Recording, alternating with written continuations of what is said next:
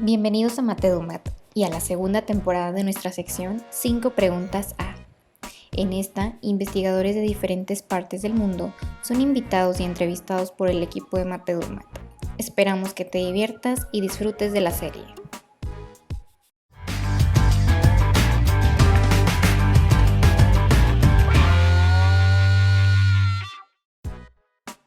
En esta ocasión entrevistamos a Luis Cabrera. Hola, soy Luis Cabrera Chim. Actualmente soy profesor de la Facultad de Psicología de la Universidad Autónoma de San Luis Potosí. Me desempeño en particular en la licenciatura en psicopedagogía en el énfasis en matemáticas. ¿Con quién, dónde y con qué trabajo obtuviste el doctorado? Estudié el doctorado en ciencias con especialidad en matemática educativa en el Centro de Investigaciones y de Estudios Avanzados del Instituto Politécnico Nacional. En particular, trabajé sobre el desarrollo del pensamiento y lenguaje variacional, pero enfocado a la formación docente. Esta tesis la desarrollé con el doctor Ricardo Cantoral, que es el que inició esta línea de investigación sobre el pensamiento y lenguaje variacional. Mi intención y mi objetivo en ese trabajo fue analizar cómo los profesores empiezan a involucrar ciertas líneas de investigación o ciertos resultados de investigación a su práctica escolar. Elegí este tema o esta línea del pensamiento y lenguaje variacional en el sentido de que tenemos bastante investigación y resultados empíricos que nos demuestran cómo esta tiene un impacto positivo al realizar o al aprender procesos asociados con la variación y en cambio de matemáticas, no solo en el nivel superior, sino en diferentes contenidos, en diferentes niveles educativos. Por ejemplo, actualmente estoy trabajando en cómo esta línea de investigación puede trabajarse en el nivel primaria, a partir del trabajo con patrones, con sucesiones. Pero bueno, en el trabajo de tesis, lo que me interesó es cómo un profesor en particular de nivel medio superior, que tenía ciertas características de dinamismo, de aplicación, de este conocimiento de didáctica a su aula de clases, iba incorporando por él mismo. Entonces, lo que observamos ahí es que para poder hacer este proceso de incorporación de estas ideas, pasaba por un proceso de él mismo cuestionarse la matemática, es decir, hacer una problematización en el sentido de qué es lo que yo requiero enseñar y cómo eso que yo requiero enseñar es necesario adecuarlo a las características y particularidades de los estudiantes.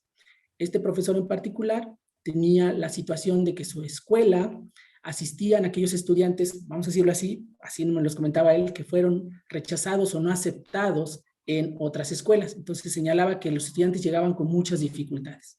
Entonces él tenía que empezar a hacerse este tipo de cuestionamientos para poder entender o para poder desarrollar procesos adecuados a esas particularidades. Si él nos decía, si yo me baso en trabajar procesos algorítmicos, como es lo que se espera o lo que se formula en los libros de texto, pues generalmente los estudiantes van a reprobar. Entonces, ¿qué tenía que enseñarles? Y en este proceso de preguntarse qué tenía que enseñarles para que ellos pudieran aprender, empezaba a encontrar o empezaba a buscar otros tipos de trabajo, de abordaje, y él reconoce en esta discusión, en estas reflexiones que hace, que el estudio del cambio y la variación está detrás de eso. Entonces ahí hace un proceso de trabajo, de rediseño de su práctica escolar basado en esto. Lo que nos interesaba entonces fue reportar cómo se desarrolla este proceso. Y encontramos que la problematización de este proceso de aprendizaje, de estos contenidos, es la base para cambiar estos procesos de enseñanza. Y esto es algo que creo que es importante tomar en consideración cuando se va a los procesos de formación docente. Es decir, trabajar con ellos, no solo darles conocimientos, sino hacer un proceso de cuestionamiento de sus mismos conocimientos desde un punto de vista de la didáctica. ¿En qué trabajas? Estoy trabajando en cursos de didáctica de la matemática, es decir, trabajamos sobre cómo estas ideas de didáctica deberían empezar a incorporarse en ámbitos del salón de clases. En particular, los chicos con los que estamos trabajando ahora, que son de la licenciatura en psicopedagogía, tienen una formación que los va a llevar a trabajar con procesos como de asesoría, de capacitación a los profesores, pero también de trabajo con chicos que presentan dificultades en los procesos de aprendizaje.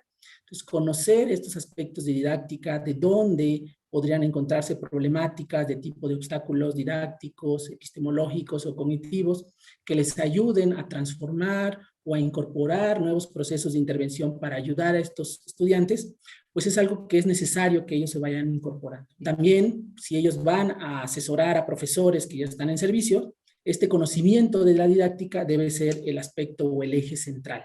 Entonces estamos trabajando diferentes contenidos para preescolar, para primaria y para secundaria. Entonces hablamos de una didáctica enfocada a la educación básica.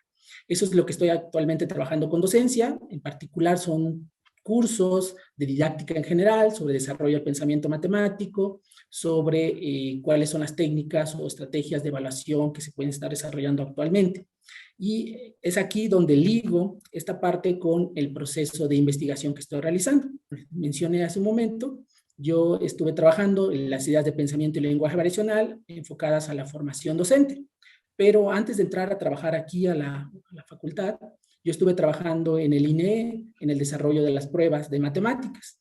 Entonces, ese mundo, que era un mundo nuevo para mí, me empezó a llevar a reconocer la importancia del proceso de evaluación. Tenemos que tener en cuenta que mucho de lo que se realiza en el salón de clases puede estar normado por los procesos de evaluación. Frases de los estudiantes como, maestro, eso va a venir en el examen, le dan cierto peso o le dan cierta necesidad de estudio a ese contenido. Y si no viene en el examen, generalmente los estudiantes dicen, bueno, pues no es importante. Pero si viene en el examen, entonces es importante. Esta experiencia me hizo entonces ligar estos como tres grandes ámbitos, que es el desarrollo de los profesores, el pensamiento matemático y los procesos de evaluación. Entonces, la investigación que actualmente estoy tratando de realizar va enfocada en eso. En particular, ahora estoy trabajando sobre formular algunos criterios que nos permitan obtener evidencia de cómo se desarrolla el desarrollo del pensamiento y lenguaje variacional en los estudiantes, que es algo que, si bien se han estado trabajando dentro de esta línea de investigación algunos elementos de cómo promoverlo, creo que aún falta un proceso de sistematización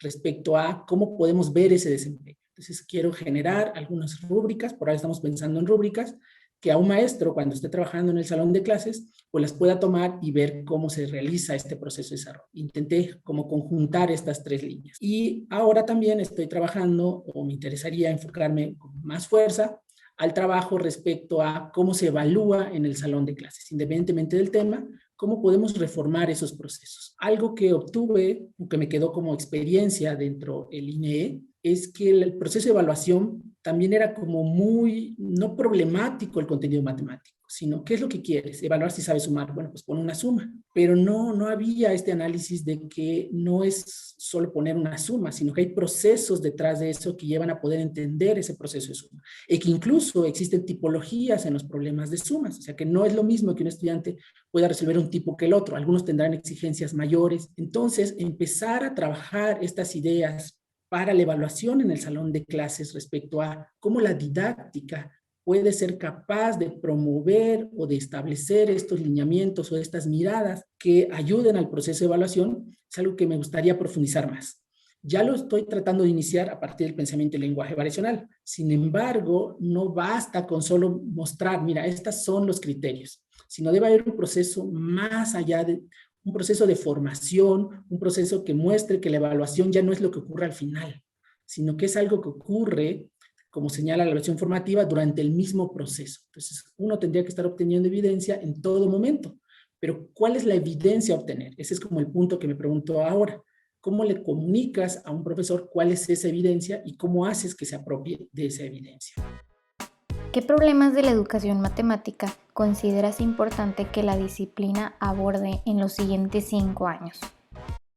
Pensando en el proceso también que estoy trabajando sobre la evaluación, he decidido trabajar sobre eso porque creo que es una línea de investigación a la que le falta todavía recorrer mucho camino. Si bien el proceso de evaluación o el estudio de la evaluación no es nuevo, sino que ya hace varios años se ha estado desarrollando. Por ejemplo, en el 96, Joshua, cuando discute qué es un resultado en matemática educativa, pone como ejemplo trabajos de Chevalar respecto a que la evaluación tiene esta idea de normatividad, es decir, lo que se evalúa al final es lo que se considera importante. Si es lo que se considera importante, los alumnos le ponen atención, pero no solo los alumnos, sino también los mismos profesores deciden con base en esa evaluación. Pensemos ahora en esta situación de pandemia, donde se le pidió a los profesores reducir los contenidos, porque no era posible abarcar todo. Muchas decisiones, cuando conversábamos con profesores, se basan es que eso es importante porque es lo que le evalúan, ya sea en Planea, en PISA o en exámenes más locales. Entonces, la evaluación sí tiene un peso de decisión didáctica, que por muchos años, si bien se investigaba, no tuvo como mucho énfasis o mucho foco como otros temas. O sea, la cantidad de investigación respecto a evaluación comparada con otros no era del mismo tamaño. Actualmente, con este proceso, con este foco que tiene o tenía hasta hace unos años la evaluación, al menos en México, con las pruebas del INEE, con las pruebas Planea, donde muchas autoridades educativas, padres de familia, los noticieros, o sea, como más la sociedad juzgaba con respecto a esas evaluaciones, pues entonces tendríamos que hacernos las preguntas respecto a, aunque yo estaba yo ahí, hacernos la pregunta, ¿qué está evaluando? ¿Qué estamos evaluando? ¿Y qué sí me puede decir esa evaluación y qué no? ¿Puedo juzgar, por ejemplo, el desempeño de un profesor a partir de los resultados de ese tipo de evaluación? Y la respuesta es que no, no se puede juzgar el desempeño de un profesor. E incluso el INEE mismo intentaba dar esas señales.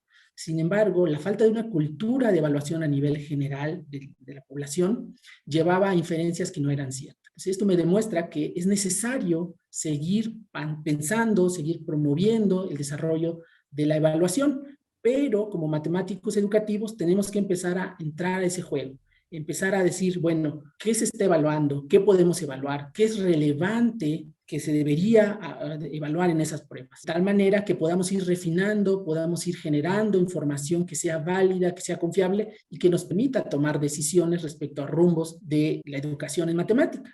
Actualmente nos hemos centrado tal vez mucho más en la evaluación del aula y no está mal, está bien, es un proceso que debemos empezar a recorrer, pero debemos empezar a indagar o incidir sobre estos procesos más generales que llevan a tomas de decisiones. Tenemos que pensar que si como matemáticos educativos tenemos la oportunidad, y en algunos espacios se ha podido hacer esto, de generar propuestas de cambio, también tenemos que empezar a pensar cómo medir el impacto que se está teniendo sobre esos procesos. Así que la evaluación debe ser algo que debemos empezar a entender, que empezar a profesionalizar y empezar a dialogar con las comunidades de evaluación. Porque ya hay un mundo, ya hay una comunidad que se dedica a hacer eso. Establecer diálogos con esa comunidad son imprescindibles para mejorar estos procesos de evaluación. Creo que por allí va a ir desarrollándose un poco la matemática educativa. Tal vez tendremos que empezar a pensar en cambiar estos instrumentos de evaluación. Y ese es un diálogo donde tendríamos que estar transformando esos procesos de evaluación e esos instrumentos de evaluación. Si no te hubieras dedicado a la educación matemática, ¿a qué cosa te habría gustado dedicarte?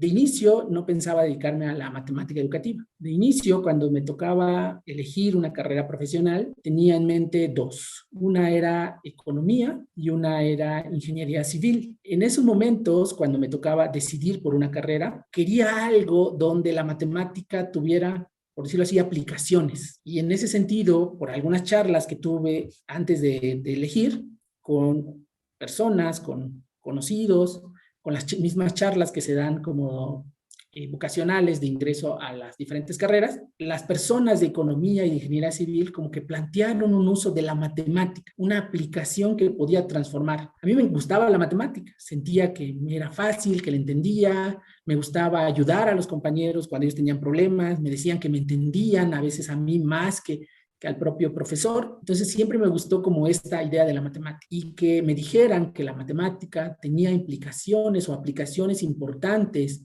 para transformar ciertos procesos en la economía, pues son procesos sociales respecto a ámbitos monetarios, pero más que nada en transformar para bien ciertas poblaciones, cierta economía dentro de las poblaciones, me llamó la atención. Y la ingeniería civil, bueno, pues en la construcción de edificios te planteaban que había que hacer cálculos, que había que hacer ciertos análisis estructurales, donde la matemática, entonces, me llamó mucho esas partes de aplicación. Sin embargo, pues ya ahí tuve algunas vivencias, en particular una que recuerdo bastante, de lo que me dejó esa particular, no quiero contarla toda, pero lo que me dejó esa fue que la educación, y en particular la educación matemática, podía también tener esos procesos de transformación. Y entonces empecé a cuestionarme, bueno, si lo que quiero es que la matemática tenga alguna aplicación o tuviera una implicación en procesos, pues creo que la educación sería uno de los ámbitos donde yo podría desempeñar. Entonces, eso me llevó a la matemática. Pero esa semillita, para contestar a la pregunta, esa semillita de procesos de aplicación, creo que ha estado todavía hasta estas fechas. Entonces, si no me hubiese dedicado a la matemática educativa, hubiese buscado, no sé exactamente cuál, pero sí una donde la matemática tuviera una aplicación. En algún momento me empezó a llamar esta idea de la mecatrónica, la construcción, automatización de ciertos procesos. Creo que tal vez ahí me hubiese yo desarrollado si no estuviera ahorita en matemática educativa. ¿Qué literatura te gustaría recomendar a los seguidores de Matedumat? Bueno, pues en este ámbito de entender los procesos de evaluación, creo que me he centrado más en mis lecturas en los últimos años a entender más este problema o esta situación de la evaluación. Y eso me llevó a encontrarme dos documentos que me gustaría recomendarles si a alguien le interesa seguir en este ámbito de la evaluación y pues, en algún momento hacer algún tipo de colaboración. Uno es el libro que publicó el ICMEC 13, que plantea como las conclusiones de dos grupos de estudio sobre la evaluación a gran escala y la evaluación en el aula. Lo que me gustó, y por eso lo recomiendo, este documento, es que empiezan a discutir y empiezan a plantear la necesidad de ver a estos procesos de evaluación no como separados, no como el mundo de la evaluación a gran escala y el mundo de la evaluación en el aula, sino empezar a verlo como algo conjunto. Es decir, hay un proceso de evaluación que puede desarrollarse a diferentes niveles, pero hay un proceso de evaluación. Algunas de las ideas que se manejan ahí y algunas de las críticas, por ejemplo, que se hacen a la evaluación a gran escala, que me sirvieron mucho para tratar de cambiar cosas cuando trabajaba en el INE, era, bueno, pues la evaluación, bueno, no la evaluación, sino en el ambiente de la didáctica de la matemática, se propone que ya no basta el resultado como un proceso de aprendizaje, pero la evaluación a gran escala generalmente es de opción múltiple, donde tú solo puedes ver el resultado. Entonces, ¿qué me está diciendo? O sea, ahí hay que hacer análisis de reflexión, de decirnos, y es lo que hacíamos o tratábamos de hacer, ¿qué puedo evaluar con una evaluación de ese tipo y qué no puedo evaluar? Y si no puedo evaluar algo, qué tan relevante y qué tan importante es y por qué es necesario entonces promover otro tipo de instrumentos de evaluación. Ahora, también hay que entenderlo desde la parte de la evaluación a gran escala, desde el ámbito de la disciplina de la evaluación, y es que hay procesos para que tengan cierta objetividad y los resultados sean pertinentes, que tienen que tener ciertos niveles de validez, y esos niveles de validez no son tan fáciles de lograr cuando las opciones de respuesta no son cerradas, sino son abiertas. Entonces, todo ese proceso, todas esas discusiones de, bueno, ok, entonces tenemos que hacer una prueba que no tenga una respuesta cerrada para, por ejemplo, hablar sobre el aprendizaje de la resolución de problemas.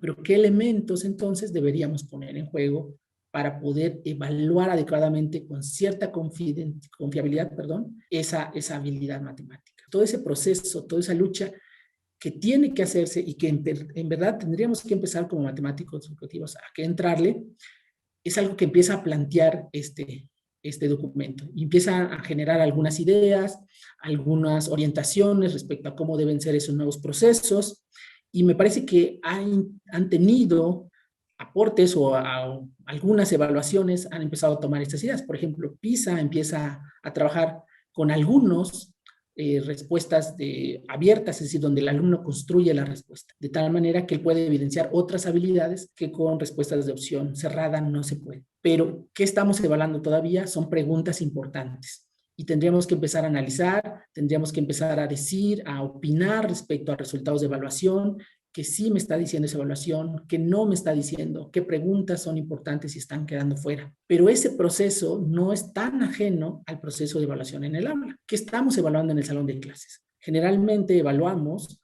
con exámenes, pero ¿qué me mide un examen? Que sería una pregunta similar a lo que podríamos plantearle a una pregunta de opción múltiple. Si bien es una pregunta abierta, pero ¿qué me está midiendo? ¿Qué estoy observando al final en un examen? Generalmente lo que observo es si el alumno lo hizo bien o lo hizo mal. Y algunos dicen, bueno, pues les doy puntos por procedimiento. Si se equivocó en un signo, si se equivocó en un dato, en un número, pues no le digo que está mal. Pero al final lo que parece que sí se queda como constante es evalúo si lo tiene o no lo tiene. Desde una dicotomía de resolverlo bien o resolverlo mal, con algunos ahí pequeños como más o menos bien, más o menos mal, pero todavía es bien o mal. Entonces, es un proceso similar que se está dando en el salón de clases. La pregunta es cómo entonces también transformamos esos procesos de evaluación. Si ya sabemos que el examen no es que sea completamente malo, yo digo que no hay que satanizarlo, sino hay que entender qué evidencia me da y qué evidencia no. La evidencia que no logre darme tendrá que entonces ser sustituida con otro instrumento que me logre dar otro tipo de evidencia. Yo creo que lo que hay que hacer es complementar más que rechazar completamente el proceso de evaluación. Entonces, al final son mundos que parecen completamente opuestos o diametralmente opuestos, pero que tienen en esencia muchas problemáticas y muchas cosas en común que todavía no se resuelven, que hay investigación que está tratando de dar respuesta, pero que todavía no tenemos la suficiente evidencia, los suficientes conocimientos para transformar esos procesos. Entonces, este documento donde viene esta relación, es decir, no los consideres necesariamente separados, empieza a mirarlos de la misma forma, creo que es importante, es una visión importante, porque entonces nos lleva a ver la evaluación en un mundo más amplio, no solo en lo que ocurre en el salón de clases, sino también en evaluaciones que tienen impactos o verdaderos impactos, por decirlo así, en la toma de decisiones. Lo que hace un profesor en el salón de clase muy difícilmente logra ser visible para alguien que toma decisión de política educativa, pero sí son visibles los resultados de una evaluación como en este caso el que era Planea o la evaluación de PISA, y esa información es la que muchas veces sí se toma en consideración para decisiones de política educativa, pero hay que orientar respecto a qué sí me está diciendo y qué no, para que estas personas que también toman decisiones políticas educativas no hagan inferencias no válidas respecto a esos procesos de evaluación y sobre todo, más que el proceso de evaluación, sobre lo que en verdad está ocurriendo respecto al aprendizaje. Podríamos tal vez tener una inferencia, como les mencionaba hace rato, de decir los profesores son los que no están logrando hacer cosas porque los resultados educativos no cambian, pero una prueba no me dice qué tanto avanzó un grupo de alumnos desde su inicio hasta su término. Y quiero poner un ejemplo rápido aquí. En algunos momentos poníamos este ejemplo para comunicar cosas con los profesores. Podríamos pensar, por ejemplo, en este